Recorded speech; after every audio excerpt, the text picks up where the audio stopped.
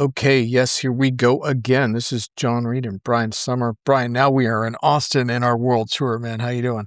Doing pretty good. I remember one event I did with you here in Austin. We did it in the back of a gas station. That was about 8 years ago, but You never know what you're going to get in Austin, do you?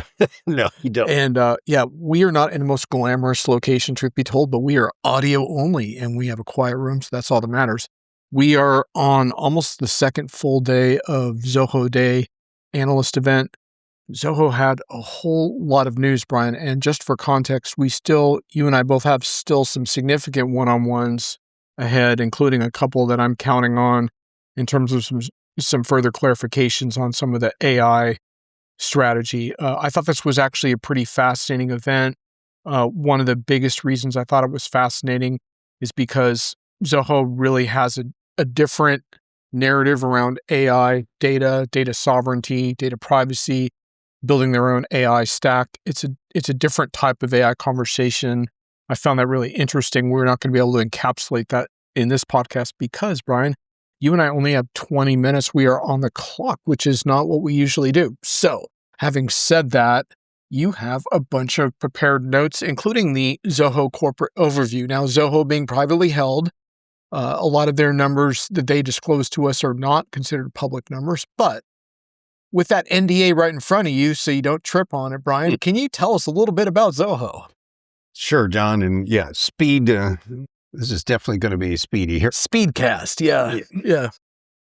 So on the numbers, I thought the numbers just overall are impressive. The growth rate for Zoho continues to just go and go and go and go. And it doesn't seem to be slowing down anywhere. They continue to grow both in the individual geographic markets there, and there's a ton of them. They're getting a better balance on their geographic sales. It's not so heavily skewed towards like the U.S. and their home country in India. It's fleshed out quite nicely, and just they've got a very good machine that knows how to generate leads, work them, convert them, and their channel partner program seems to be really driving a lot of that business, particularly in some of the more developing nations. I agree with John. I'd love to be able to give you some numbers, but we're under. They got us leg chained here until we can get out of the building before they'll let us say a number. But needless to say, the growth rates over the last, whether you're looking at 5-year, year-to-year, or 10, 15-year, have been impressive. By the way, yesterday was the 30th birthday for Zoho. Right. What else sort of struck you just off the top on the impressions of Zoho at this point in the market? I've got a few things I'd like to throw in, but what kind of struck you from this event? One thing that was really impressive to me was the quality of a partner who spoke this morning, right, from Quebec, I believe.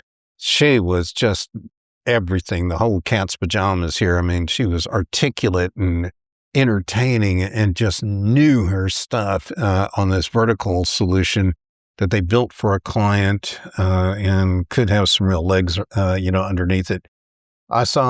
I did see tons of conversation over here on speaker after speaker talked about systems of record, systems of engagement, systems of this and that.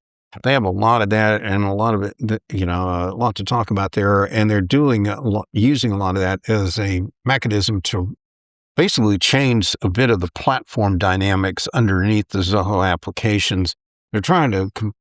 They keep continuing to compartmentalize some capabilities while at the same time bundling all this stuff up into a tight control deal that makes additional development and tailoring stuff that much more bulletproof and faster to deploy in the market.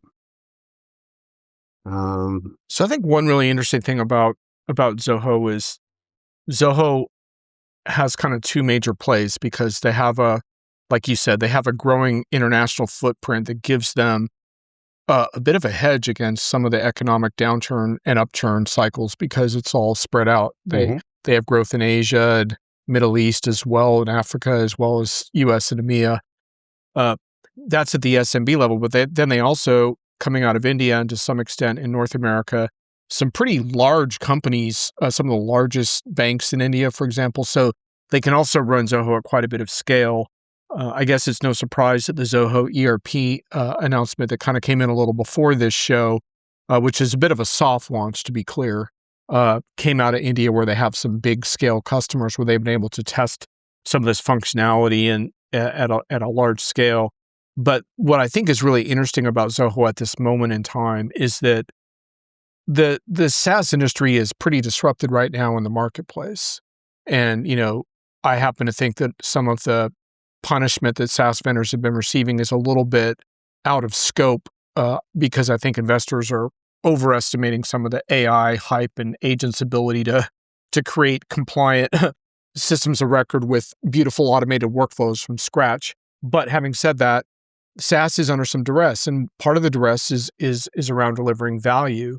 And what's interesting about Zoho is that Zoho is a little bit protected from some of that because, first of all, they're privately held, so they can stick with the long game that they want to play, regardless of exactly what market fluctuations are happening. But the second is that they have a different kind of value proposition. So on the first day, Vijay Sundaram, the chief strategy officer, gave a really interesting overview that I'm going to write about, where he talked about some of these pressures SaaS companies are facing, like pricing pressure, margin pressure, less demand, less seats, a do-it-yourself AI trend for customers, massively lower barriers of entry for new competition, and business model pressure. That's a pretty big list of pressures that companies are contending with at the same time. But the point being with Zoho is that a lot of their competitive framework has addressed some of these issues going in, right? So they're not a high-priced software program, for example. And they never have been. And Right. they've always had a cost structure and a way of doing business that ensured they continue to have probably one of the lowest, if not the lowest cost structure any major player out there. And the founder CEO, Sridhar Vembu, he's been talking about software as a commodity and software trending towards free for a long, long time. Mm-hmm. And so a lot of that is built into their thinking. But having said that, they themselves are undergoing a platform transition. They're trying to target verticals more.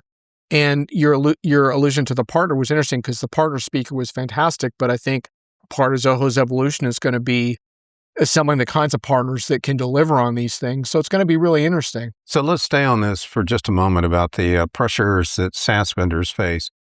Because what I find fascinating is for all those things that he articulated about what's hitting the SaaS vendor world, the one thing you can't ignore that's not on his list is the impact of no-low code and or other kinds of super low cost or no development code required to build entire apps. I mean, this whole, now they're competing against individuals, small companies, whatever, who want to go build entire applications for next to nothing. So the cost side of developing apps will drop. And the question is, will the major players ever get around to fixing their cost structure so they can at least remain competitive? And that's something that's bigger than this show, but it's something I think we got to watch. And we don't know the answer to all these questions. And I think one of the challenges Zoho has, especially moving up market at times, is they do present a very Zoho-centric view of their evolution into a platform. So you don't see a lot of examples of integrating with other software systems, for example. Something I brought up with one or two of the executives today. Yeah, that was one of your spicy questions, actually, from the first day as well. A couple of interesting things to note that I thought were highlights from Raju Vizizna. He talked about the unified context layer and what Zoho is working on, essentially helping LLMs. They talk about intelligence. I don't like that word with LLMs. I think of it more as better AI. But whatever it is, semantics aside, the idea that they're presenting at Zoho, which is very interesting, is context plus private data plus focus models. In other words, models of smaller sizes, perhaps, is actually better than generic data and massive models in a lot of different ways. And so their whole AI strategy is built upon that concept, plus data sovereignty and privacy, plus what Raju talked about with the delayering of the stack continues. So the point being, like, that experiences, execution, software, infrastructure, LLMs, Zoho wants to sort of own all of that as much as possible. And I thought what Raju said around the sovereignty was really interesting. If someone can pull the plug on your intelligence, are you really sovereign? Mm-hmm. And I thought that was one of the standout lines of the show. And so Zoho, as usual, presents a distinct approach. How well it's going to work and how well it's embraced, we're going to find out, but it's very distinct from what you and I hear on the circuit. So I know we're cramped for time, so let me just let's hit hear another some one of your off of my points. list. Yeah. And those were all good points. You actually hit a couple of thoughts of mine. I was going to add that I didn't see that we heard a lot about how quickly code could get generated, and they did a couple of these like flyby demo deals where they clicked on a button on the presentation software. Yeah. And we just saw screens of AI generated code flying by. I have no idea what was in there. It could have been a recipe to make beef stroganoff for all I know, that looked like, JavaScript or something. But anyway, it just flew by and then bam, it was done. That's more of, I don't know, as a tech guy, I'm kind of hungry to see some detail from time to time. And it just flew by us. Yep. I also thought that there was an absence of conversation about headless apps or composable apps and coming up with long agentic workflows. And just generally, it just felt like a lot of the conversation was around some of the traditional capabilities you find at ERP. Now, subsequently, I've had a conversation with one of the executives, and he assured me that, well, first, we're trying to solve problems in multiple parts of the world. And in some parts of the world, they don't have great ERP systems.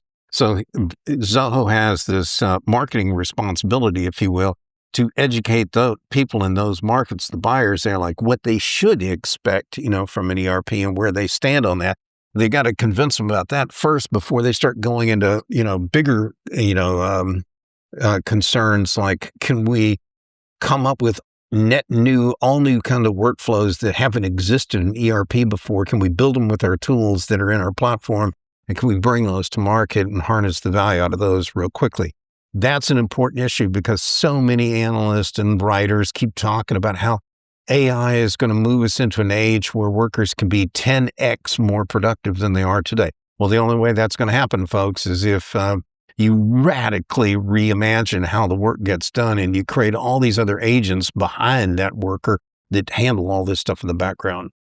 Yeah, and I get pretty bummed out by the 10x conversations. In fact, they kind of piss me off because to me, it just... Sorry about that, old man. No, it's fine. But to me, it invokes the image of workers on hamster wheels moving faster and faster. And I don't think that's a very empowering or strategic vision of the future of work. And I think it sucks. Yeah. And I would suggest that there's something better that has to do with freeing up people. I think what you're alluding to, and Zoho talked about this some, freeing up people to focus on the more human side of the business and the relationships or whatever the differentiating factors are. One thing that I think alludes to your point, though, is that there is sort of a persistent gap between how customers talk about what they're dealing with and how vendors talk about it. And, we saw that here to some extent as well, because I interviewed a customer, Mo from, now my brain, New Cross Healthcare Solutions. Sorry, folks, my brain's a little brain dead on the last day. Anyway, they're pretty fairly advanced in their use of AI inside of Zoho, but they're not consuming like agentic stuff completely yet, but they're using Zia a lot, for example.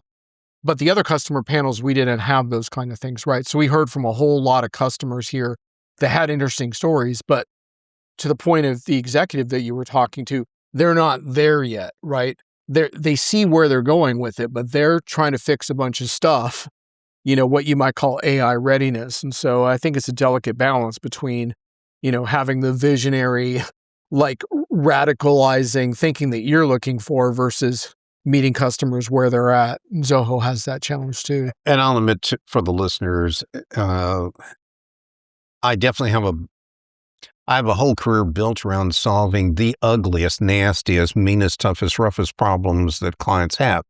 In fact, I asked them once on a client project, why did you pick my firm? And they go, well, we talked to one of your other clients and they said, if you want the job done, it doesn't matter how ugly it is, you call me, then happy to have that, So reference. But anyway, let's go back to some of the content. There was discussion about payment processing and new capabilities. I mentioned earlier, there's still tons of low-hanging fruit, I guess, that can be mined and pulled out of this stuff. To your point you were just making, every customer you talk to, you could tell they're drowning in business problems, and they don't have the unlimited staff or the skills to deal with them, one of which relates to the manage engine part of the business. And for those of you who don't know the legal history of Zoho and a company called Manage Engine are two divisions, if you will, of the parent company. And now they're bringing Manage Engine closer together and using some of its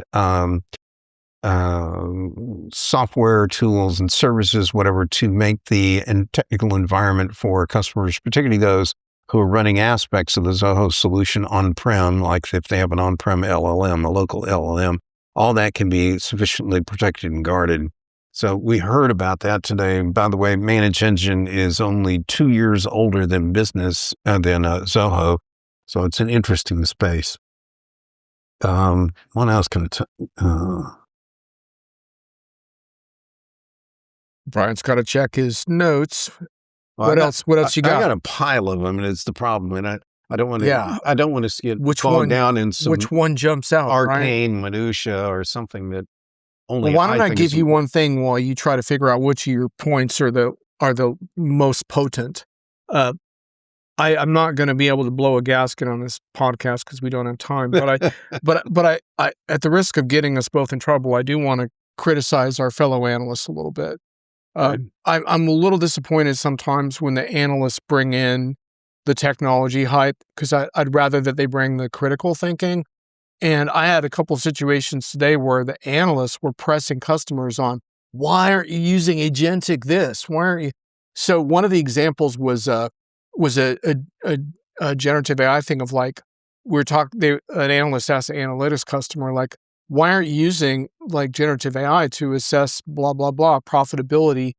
And I love the customer pushed back and said, look, that's not what that tool is good for, and I don't recommend it for that. And the analyst was like, it's about speed of decision. The customer was like, it's about making the right decision.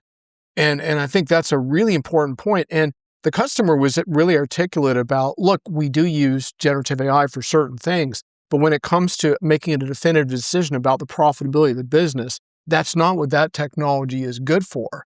And in my mind, sorry to go off on this, Brian, but it's weird when a customer has to educate an analyst about technology. That's weird. Like the analyst should understand that you don't just spread generative AI on a company and get a result. And I had a great conversation afterwards with Mo again, who I'd interviewed before. And we were talking about this too. And we were talking about how effective LLMs can be, for example, at criticizing your business. So you could ask an LLM, for example, what are the biggest weaknesses in our business this year based on the data that you've fed it so far, if you feed it the right Zoho context? Well, that's a great use of an LLM, right? Poke some holes in what we're doing and make us think, right? But no, like we want LLMs to make decisions for our company. It's like, come on.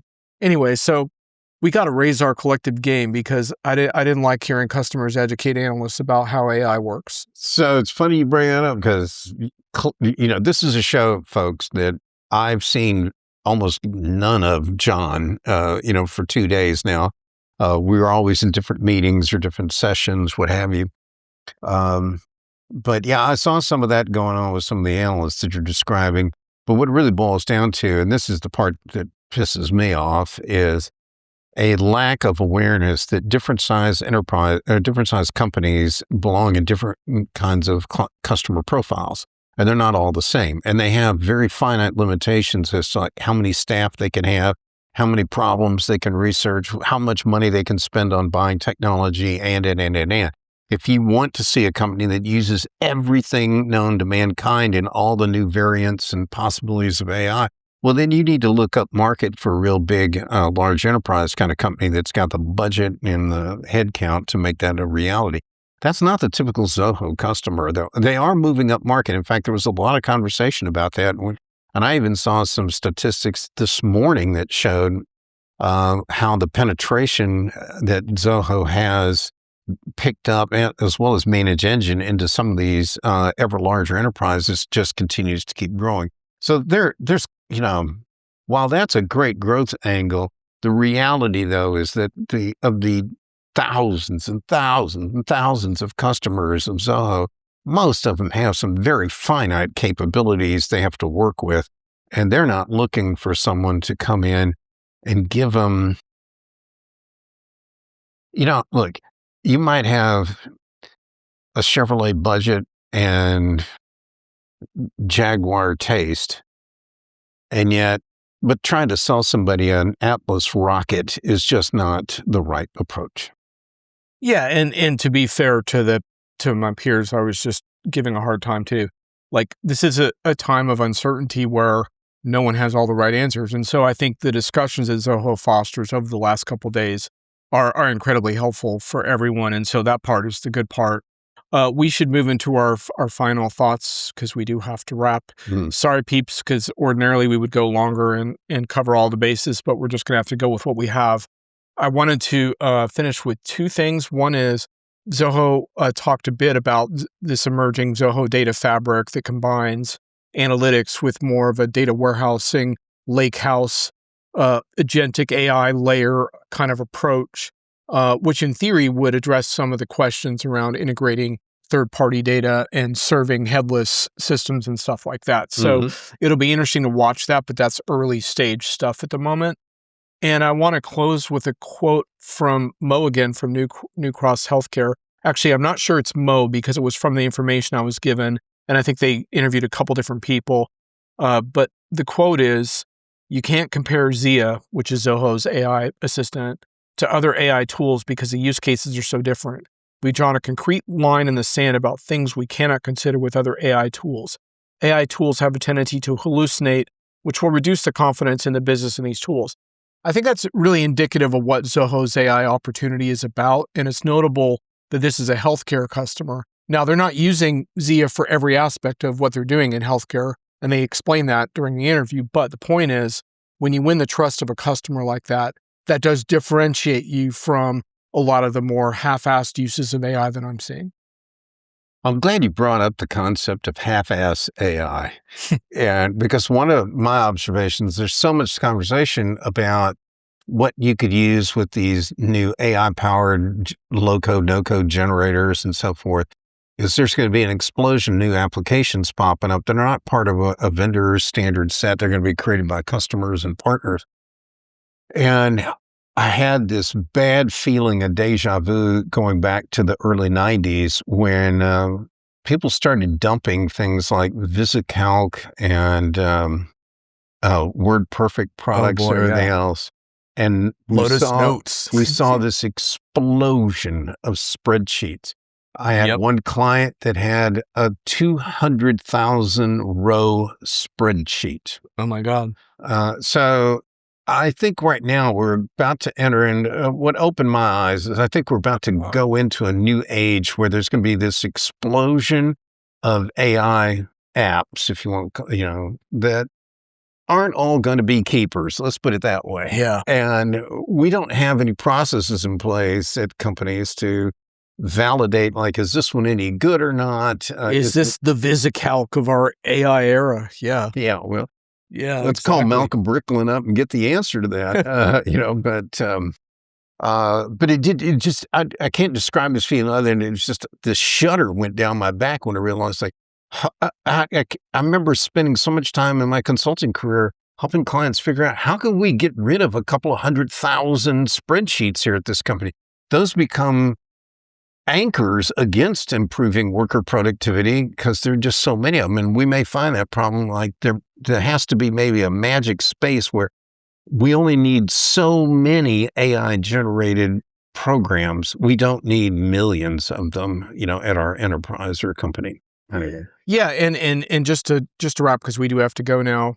I think some of that is going to converge into the issue of trust, which came up in the customer conversations as well. And if Zoho can build on the trust they have, then I do like their chances. But there's a whole lot more for us to explore. So stay tuned for future contributions on Diginomica from you and me. And sorry, Brian, we got to wrap. I'm happy with that. Laters. Bye.